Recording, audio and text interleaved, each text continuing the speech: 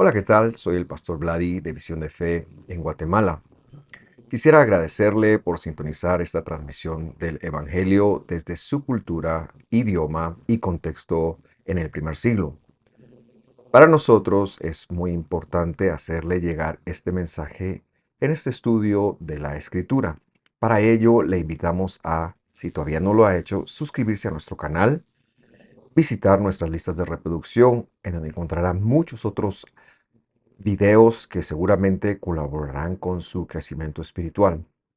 Y por último, también que nos siga en nuestras redes sociales de Facebook, X, Instagram y TikTok. Espero que Dios le hable en este video. Bendiciones.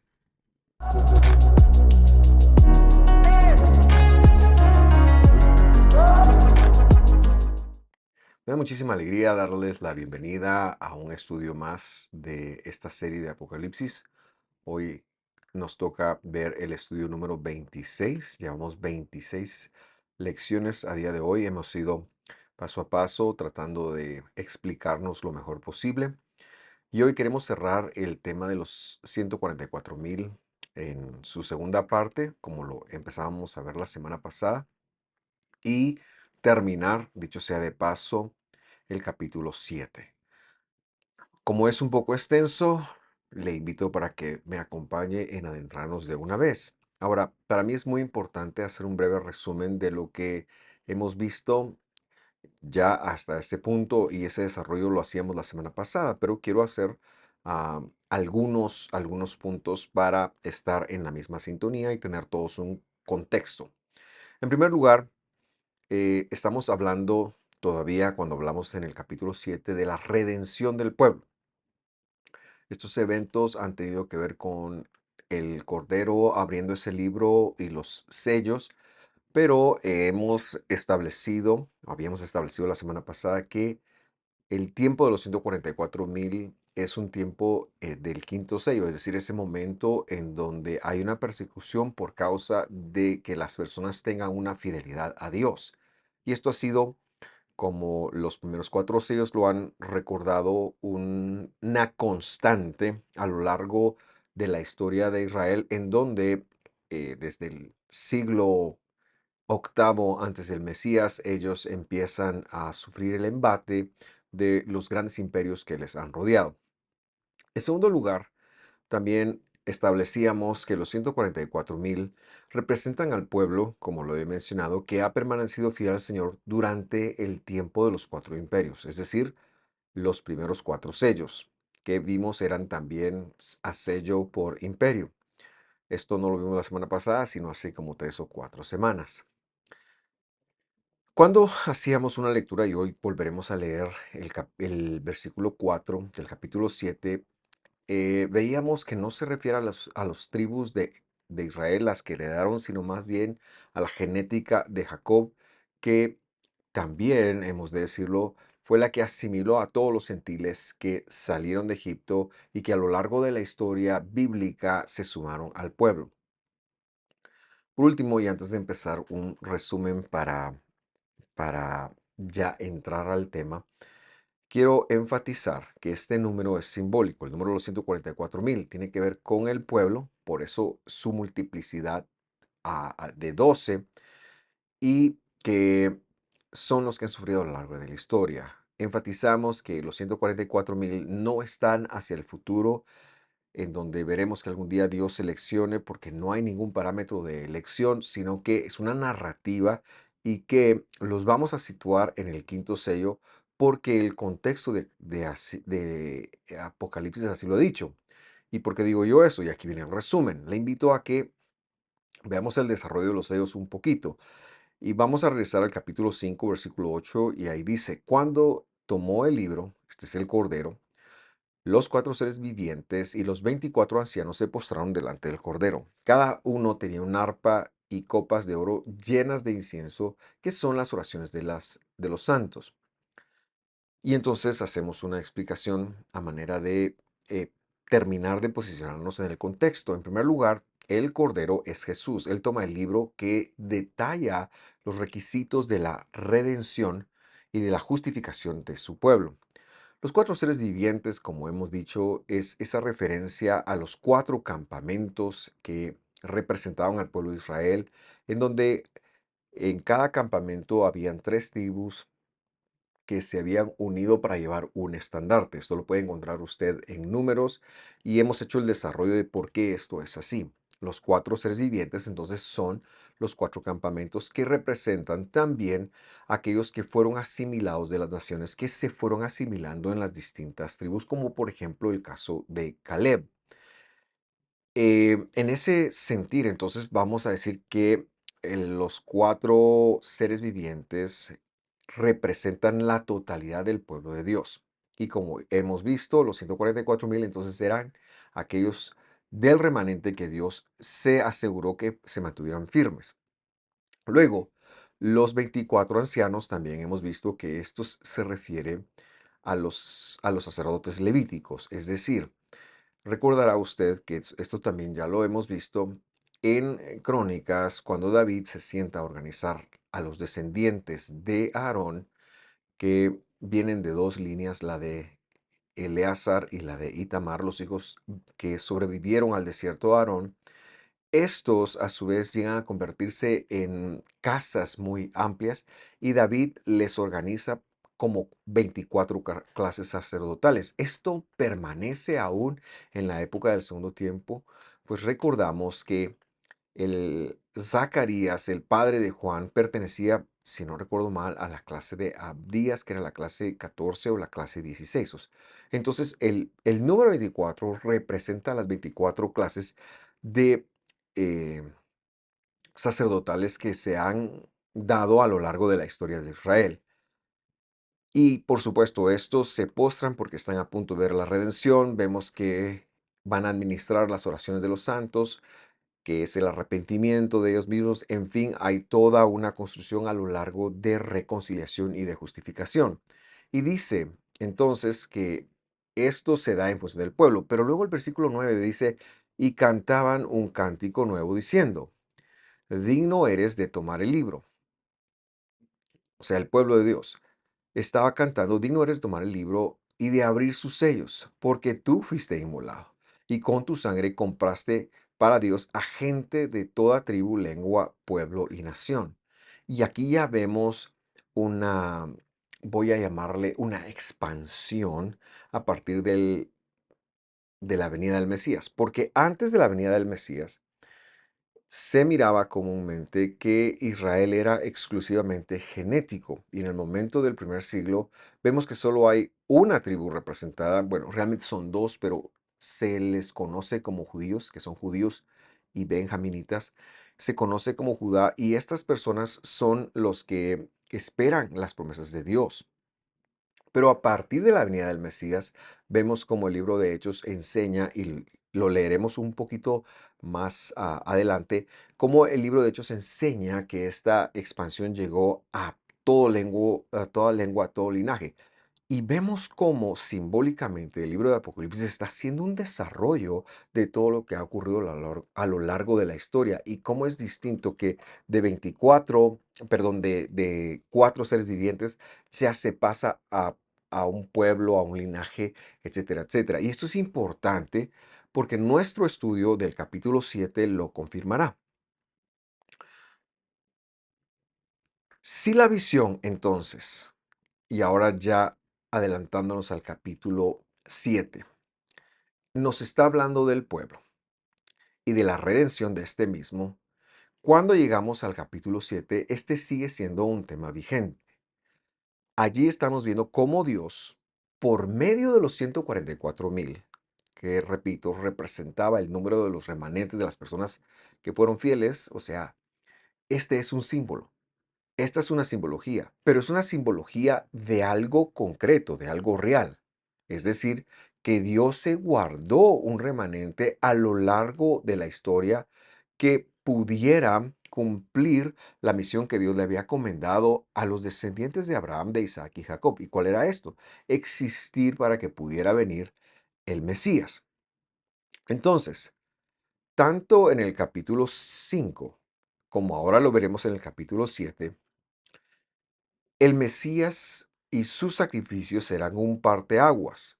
¿En qué sentido? En el sentido de que si los 144,000 representan a los que durante el tiempo de que hubo, antes de que Él viniera, eh, que hubo la venida del Mesías, se mantuvieron justificados por sacrificios, luego se dio un evento, un sacrificio que dio espacio a que entraran muchos más. E incluso esto sucede cuando ya no hay templo, precisamente por lo mismo.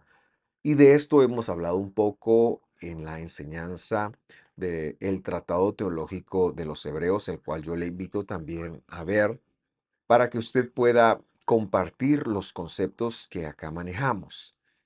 Pero le hago una pequeña síntesis. Los hebreos de Jerusalén están tentados, y algunos han caído a esta tentación, de ir y a ofrecer sacrificios. Y el escritor de Hebreos dice, no, no podemos tener en poco. Ya hay un sacrificio perfecto. Dios vino a la tierra y dio su vida por nosotros.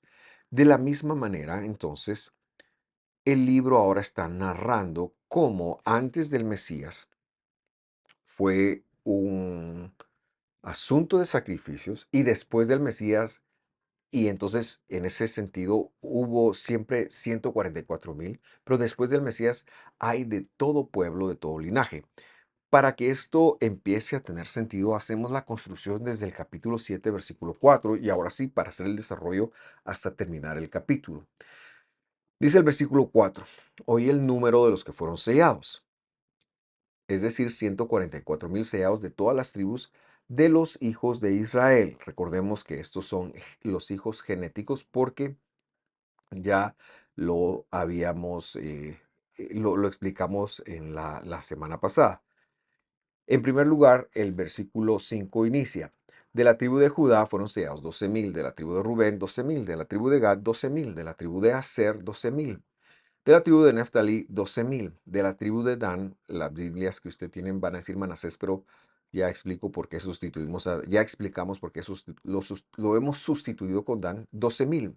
Versículo 7, de la tribu de Simeón 12,000, de la tribu de Leví 12,000, de la tribu de Isaacar 12,000, de la tribu de Zabulón 12,000, de la tribu de José 12,000 y de la tribu de Benjamín fueron sellados 12,000. Entonces decimos que en este tiempo, en el de antes del siglo I, en el cual estaba Israel bajo la influencia de todo tipo de imperios, hemos visto algunos pacíficos, algunos muy aguerridos, algunos no tanto, y eso lo hemos explicado ya. En esos cuatro sellos, en donde hay una persecución por la creencia del pueblo de Dios, por la preservación de la escritura, de la Torá, esto lo podemos ver en muchos libros como por ejemplo Esther, como por ejemplo Jeremías, vemos las profecías del remanente. En estos tiempos pues se dan los cuatro primeros sellos y en el cuarto sello, justo en la época del cuarto sello, es que viene el Mesías. Y justo después de que viene el Mesías ocurre el versículo 9. Ahora, antes de leer el versículo 9, yo quiero entonces sugerirle que los 144,000 son aquellas bastiones de fidelidad que se mantuvieron en la fidelidad debido a los sacrificios, que fueron los sacrificios un ejercicio pedagógico de Dios para ofrecer dos cosas. En primer lugar, ofrecer una reconciliación a las personas que pecaban, pero en segundo lugar, un ejercicio pedagógico de lo que Dios mismo vendría a ser en el madero. Pero es tan interesante que justo cuando se acaba el tiempo y se va el templo, entonces el versículo 9 dice, y por eso es que nos gusta tanto hacer la lectura contextual que se basa también o se da también justo con la historia. Por eso es que ahora Juan, que está a 30, a 20 años, un poquito menos de 30 años de la desaparición del templo, de la destrucción del templo, Juan viene, se para y en su visión, recuerde que esto es una visión, el versículo 9 dice, después de esto, ¿de qué cosa? De los 144,000, de los que fueron sellados. ¿Qué pasó en ese momento? Jesús vino y murió. Por lo tanto, después de esto, dice, miré y vi una gran multitud que nadie podía contar de todas las tribus, naciones, pueblos y lenguas, de pie delante del trono y delante del Cordero, vestidos con vestiduras blancas y con palmas en sus manos. Lo que nos está diciendo es que debido a que el Mesías Jesús dio su vida y sustituyó los demás sacrificios, ahora pueden llegar por medio del Cordero de cualquier pueblo una multitud. Si antes exclusivamente eran los 144,000, ahora son multitudes que no se pueden contar, que han cuyas vestiduras, cuyas acciones, cuyas vidas, vamos a llamarle, han sido lavadas en el sacrificio del Cordero, en la sangre del Cordero. Por lo tanto, refrescamos que los 144,000 también, no solo hablando, nos hablan del remanente, pero también nos hablan de los sacrificios que se hacían en el templo, en el segundo templo, mientras que la multitud nos habla de que cuando ya hubo un sacrificio perfecto, el Mesías, eh, los 144,000 vienen a ser un evento del pasado, porque ahora hay una multitud, claro, que incluye hijos genéticos de Israel. De hecho, la gran mayoría de las personas que predicaban el mensaje del Mesías Jesús, Yahushua HaMashiach, en el primer siglo, la gran mayoría eran de una ascendencia hebrea, eran judíos, eran personas que habían entrado por la Torá, pero que fueron llamados por Dios. Pero es que ahora no lo va a restringir a eso, sino que ahora lo va a llamar de todo el mundo.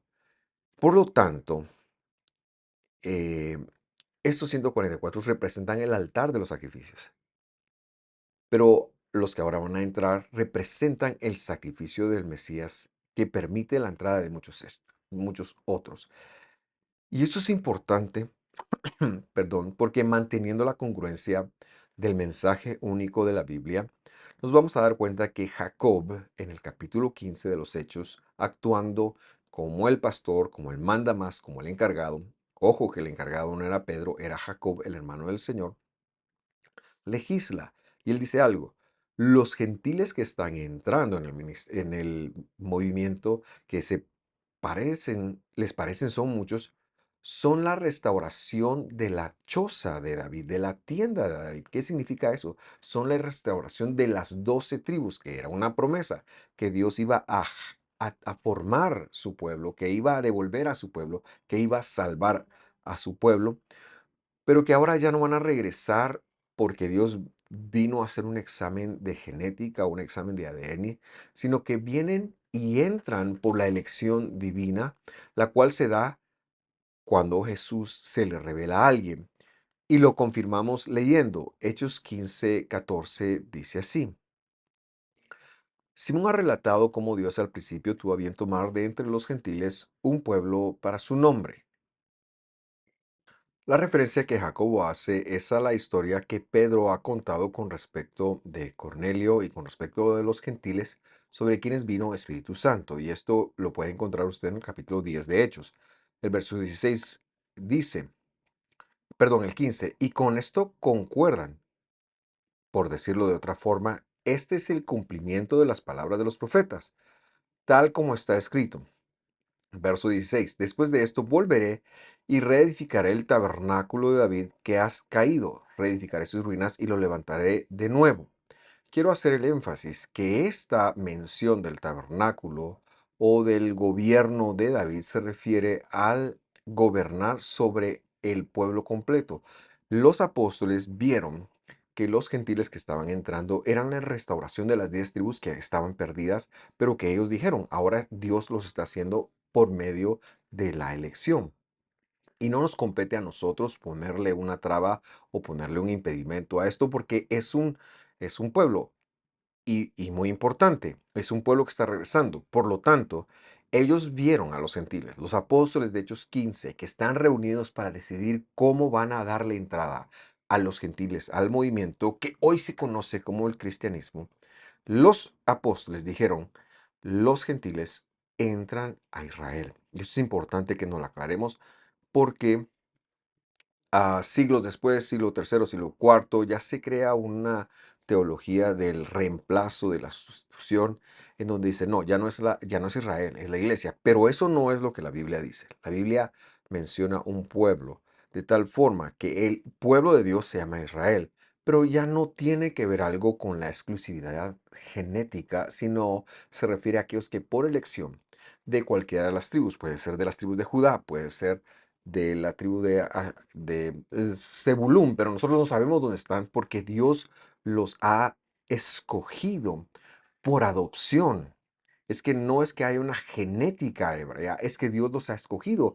Y ahí es donde de todas las naciones, aquellos que confesamos el nombre de Jesús para salvación y que somos atraídos a su palabra y a su escritura o a Él, nosotros entramos, pero no entramos la iglesia es la congregación, pero esto es un sustantivo nada más.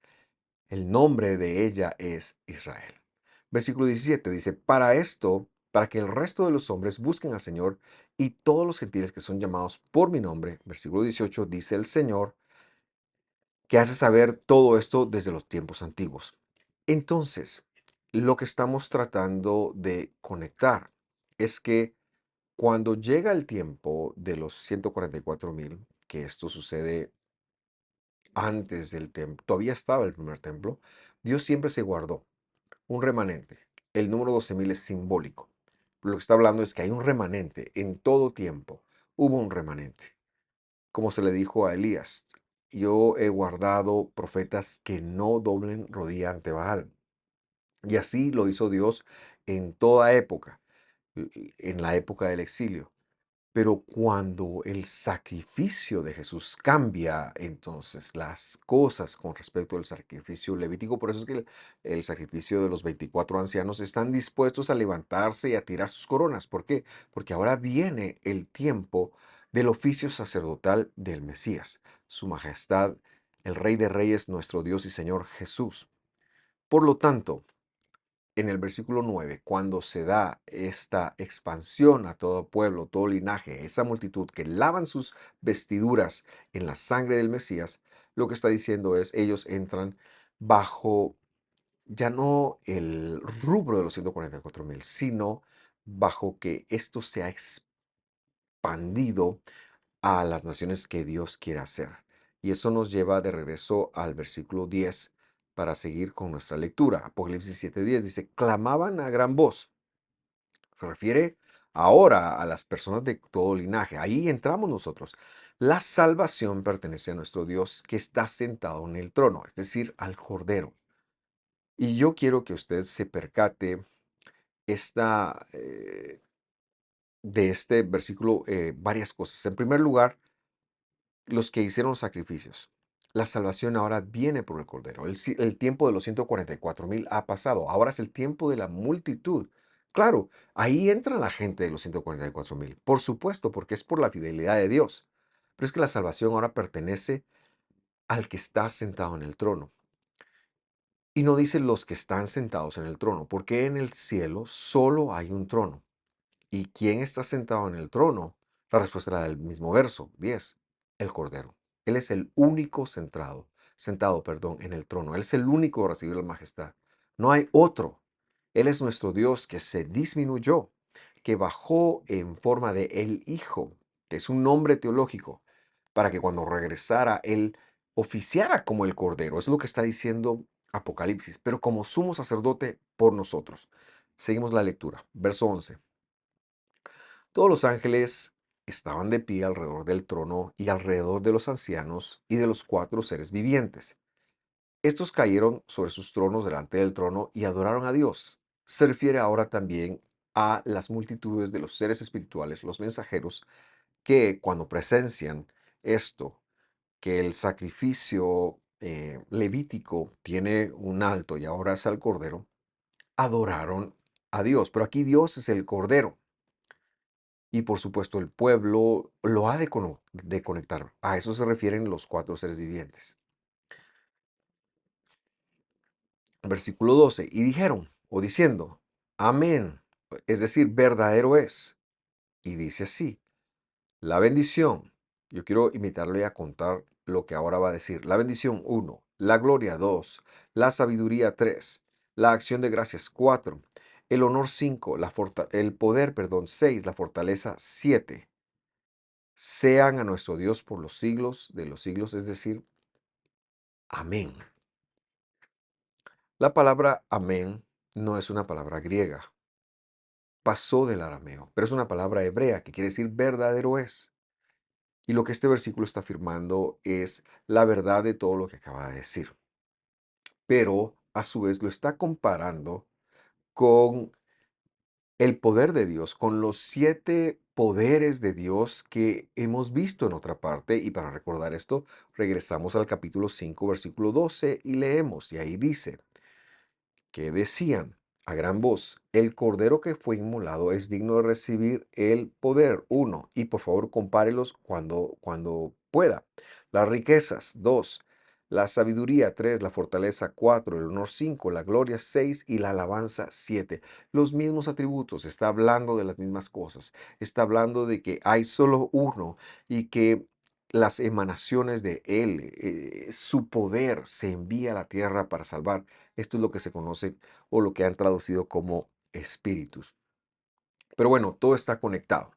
Regresemos al capítulo 7 para adelantar la lectura y vamos al versículo 13 y leemos.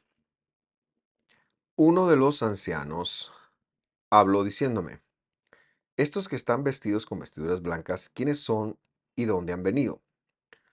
Recordamos que los ancianos son el sacerdocio, que ellos siempre oficiaron en favor de los descendientes genéticos.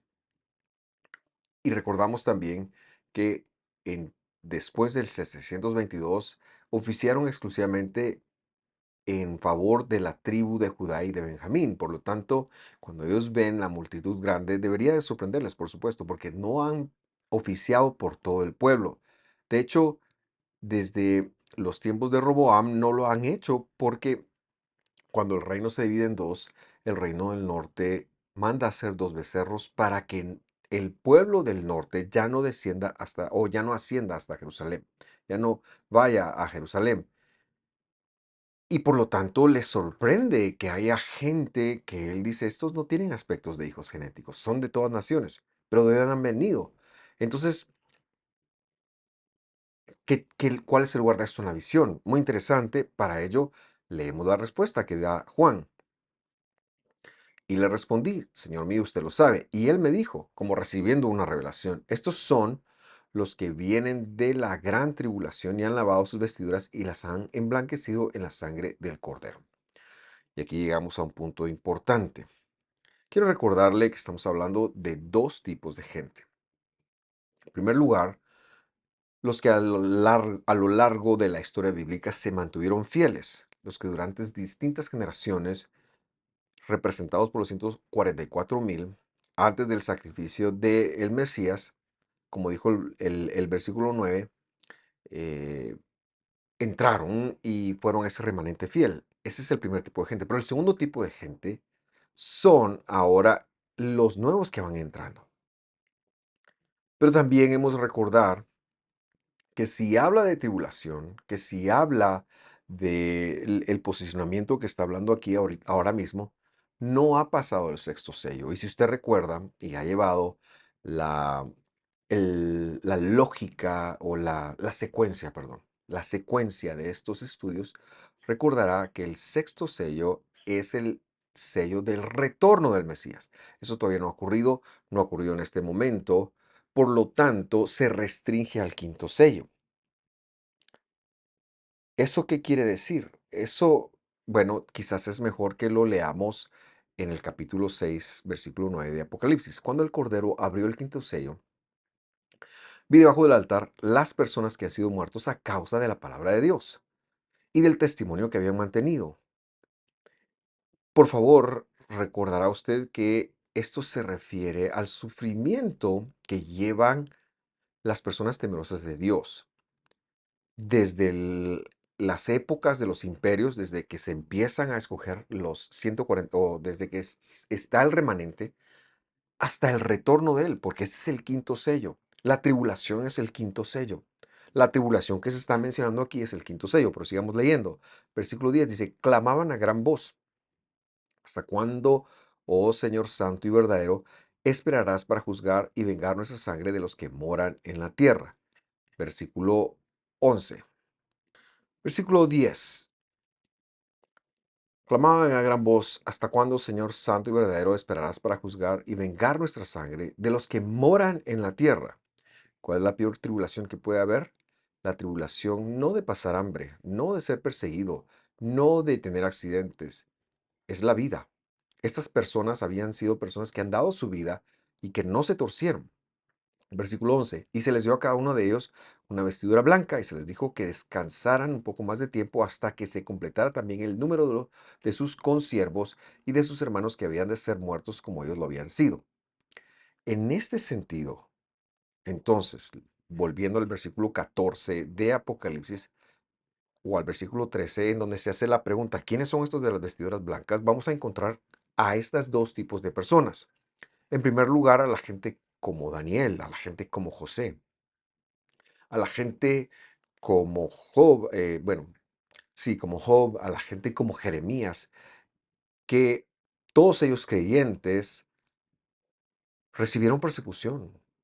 Moisés, que dieron su vida, pero también a los de las multitudes, y esto se refiere a los que en los últimos 2000 años, ya en el circo romano, ya en cualquier lugar de la historia de Occidente de los últimos 2000 años, han dado su vida por el nombre del Mesías. Y yo recuerdo el ejemplo de un hermano en Chimaltenango. Esto ocurrió en Guatemala en el siglo XX. Max Vázquez, ninguna relación a este servidor de ustedes.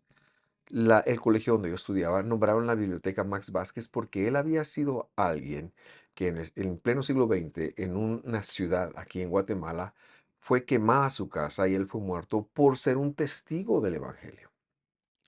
Por lo tanto, la gran tribulación a la que se está refiriendo aquí puede ser entendida como gran tribulación. El, el- el artículo a veces podría llegar a dar la impresión de que esto es algo que solamente se encuentra en el futuro. Y quiero ser bien enfático en algo. No descarto que haya una gran tribulación en el futuro, pero el mensaje ahora mismo es que si tú eres creyente, vas a pasar tribulación. Vas a pasar persecución, a menos que te acomodes al mundo de tal manera que no le representes una diferencia, en cuyo caso probablemente no pases una tribulación. Pero los siervos de Dios, y esto puede verse a lo largo de la historia, pero también podrá verse en el futuro.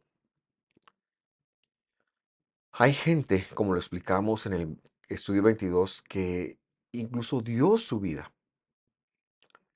Hoy en día se ha inmiscuido en muchas iglesias cristianas, especialmente en las iglesias dispensacionalistas, una idea de que ellos se van a escapar a la gran tribulación, a la tribulación. No nos vamos a escapar. La tribulación es lo que hemos vivido, es lo que está hablando ahora mismo, es lo que nos ha tocado vivir estos últimos 3000 años. Porque, repito, ¿qué más tribulación que muerte? Y lo digo así, no descarto que haya más tribulación, pero todo el tiempo se está hablando de un escapismo porque no han tenido una lectura que sea, en primer lugar, contextual, que sea lógica con toda la escritura. Y por eso es que hay teorías de que la iglesia no va a pasar la tribulación. La iglesia está viviendo la tribulación, la iglesia ha pasado la tribulación. En tiempos de Jesús, Jesús dijo, miren, ustedes, no se va a vivir una tribulación como la que van a vivir. Esto fue en el año 70 para esa generación, por supuesto, y la vivieron. El templo se destruyó. Pero es que este lenguaje siempre ha estado en la Biblia. Y ahora, en el capítulo 7, cuando habla de los de las vestiduras blancas, se refiere entonces a creyentes en el Mesías que a lo largo de la historia, a creyentes en Dios que a lo largo de la historia, ellos han sufrido tribulación. Por ejemplo, ¿qué tribulación más grande que la que Pablo, que muchas veces él dice, miren, nosotros hemos estado en persecución, en peligro de ladrones, en peligro de mar, en peligro de naufragio, en peligro de una persecución religiosa, etcétera, etcétera? Pablo vivió todo el tiempo en tribulación. Por lo tanto, aquí no estamos viendo una tribulación a futura como la gran tribulación, sino de gran tribulación, sin artículo. Por eso, a continuación dice el versículo 15, por eso están delante del trono de Dios y les sirven de día y de noche en su templo. Y aquel que está en el trono, sentado en el trono, extenderá su tienda sobre ellos, su cobertura sobre ellos.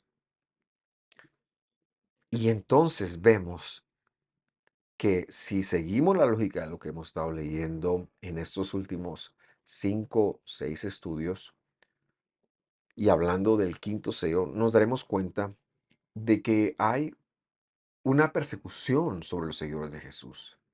Atrévase usted a decir que algo que vaya en contra de del establishment de la religión y se va a dar cuenta que la persecución es real. Atrévase usted a ir en contra de la doctrina de alguien que no sea bíblica y va a ver lo que es la persecución.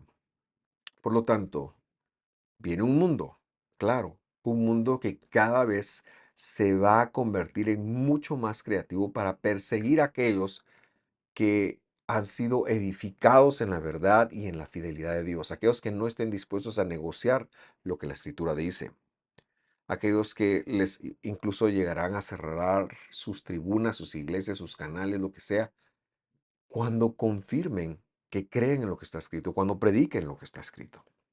Eso es algo que se viene.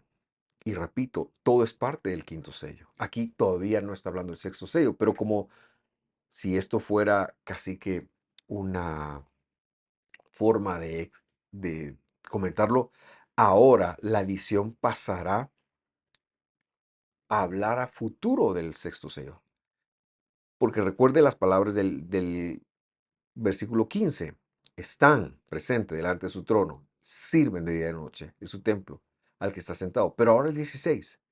El 16, miren lo que dice, ya no tendrán, esto es a futuro, hambre ni sed, ni el sol les hará daño. Claro, cuando el sol desaparezca, cuando la persecución desaparezca, ni ningún calor abrasador, pues el cordero que está en medio del trono los pastoreará a futuro, los guiará a manantiales de agua vida y enjugará toda lágrima de sus ojos. Este es el sexto sello. Este es el sexto sello. Esto es después de la venida del Mesías. Aquí en la visión lo dejó a futuro. Todo lo demás estaba o en presente o en pasado. Por lo tanto, decimos que los últimos dos versículos, el 16 y el 17, está hablando del sexto sello, pero todo el tiempo ha venido hablando del quinto sello. El capítulo 7 es un capítulo excelente porque nos habla, nos pone un panorama y recuerde usted que Juan ha estado teniendo una visión, que la visión le fue entregada por medio de símbolos, pero que esos símbolos representan a eventos eventos físicos, eventos tangibles, que en su gran mayoría, y lo hemos dicho y lo repetimos ahora, el libro de Apocalipsis no solo es un vistazo hacia el futuro, él está haciendo un repaso del presente de Juan, que es un presente continuo, por eso vemos a las congregaciones, a las iglesias ahí, pero también está haciendo un repaso del pasado, de lo que ha ocurrido, porque esa es la historia de la redención. A Dios le pareció que los receptores de esta carta tendrían que tener una historia, tendrían que tener la habilidad de repasar de que todo lo que había pasado en el pueblo de Dios, desde Abraham en adelante, era parte de la historia de la redención. Cuando Él regrese, por supuesto, veremos que no habrá hambre ni sed, que no habrá ningún calor, y esa es la historia. Veremos el pastoreo del Cordero, por supuesto, y nos guiará a manantiales de agua vida, de agua de vida, como está escrito acá, y quitará la tristeza porque va a enjuagar la lágrima de cualquier ojo.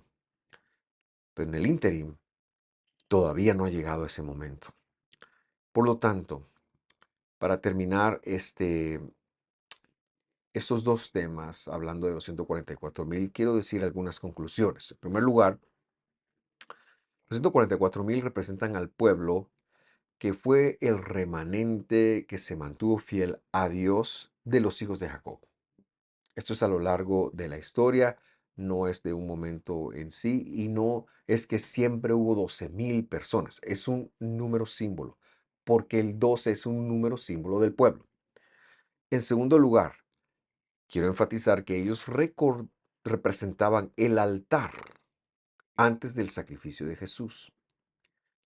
Hay una figura bien curiosa en el Talmud. Se dice que las dimensiones del tabernáculo, del altar es 2 codos de alto por 2 codos de ancho por un codo de ancho, perdón, por 2 codos de largo. Y se dice, ¿qué cabe en esta dimensión? En esta dimensión caben 144,000 huevos. Eso está documentado en el Talmud de los judíos para hacernos entender más que el altar representa los 144,000. En tercer lugar, después del sacrificio de Jesús, empieza a entrar una multitud. Los apóstoles en Hechos 15 reconocen esto o identifican esto como el regreso de Israel, solo que ya no genético, sino que ahora vienen eh, como parte como parte de la adopción. Número 4. La tribulación de la que se habla aquí es lo común en el quinto sello, que es el sello que estamos viendo ahora mismo. Por lo tanto, este capítulo ha estado hablando del quinto sello, intercambiablemente con el cuarto también, y luego deja una palabra de esperanza con respecto al sexto sello. Tendremos aflicción en este mundo, pero no nos desanimemos, Él ha vencido a este mundo. Y decimos que no descartamos que haya una tribulación muy grande a futuro. Pero ¿qué es lo peor que puede pasar con el creyente que pierda su vida? Bueno, eso ya ha pasado, eso ha pasado a lo largo de la historia de los sellos, de la redención. Aquellos que son fieles a Dios, muchos han perdido su vida, muchos han sido perseguidos. Por último, esta visión del capítulo 7 cierra con una vista hacia el futuro, es decir, hacia el sexto sello. ¿Cómo serán las cosas cuando Él regrese? Yo sé que esto es bastante material para asimilar y para contestar y para hacer muchas preguntas. Le invito en primer lugar a repasar esos dos últimos estudios, el 25 y el 26. Y por supuesto, si usted tiene alguna pregunta, con gusto nosotros haremos nuestro mejor esfuerzo para responderla desde nuestras redes sociales. Gracias por su sintonía. Que Dios le bendiga, que tenga un buen día. Hasta pronto.